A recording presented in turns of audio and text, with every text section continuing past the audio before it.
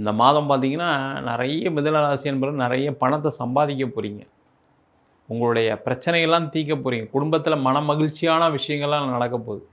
காரணம் என்னன்னு கேட்டீங்கன்னா, உங்க ராசியாதிபதி 2ஆம் இடத்தில் உள்ளார். ராசியிலே குரு, ராசியிலே சுக்கிரன்.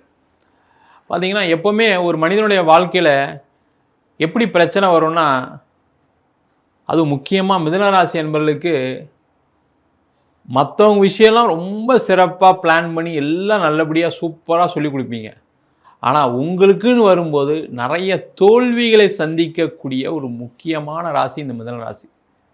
அது வந்து முக்கியமா பார்த்தீங்கன்னா, தொழில் விஷயத்தில நெறைய நஷ்டங்களை சந்தித்தவர்கள் மிதுன ராசி என்பவர்கள்.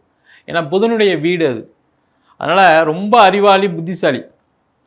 ஆனா ரொம்ப ஓவரா பிளான் பண்ணி என்ன ஆயிடும்னா, கடைசியில உங்களுக்கு ஒண்ணும் நடக்காம போயிருக்கு.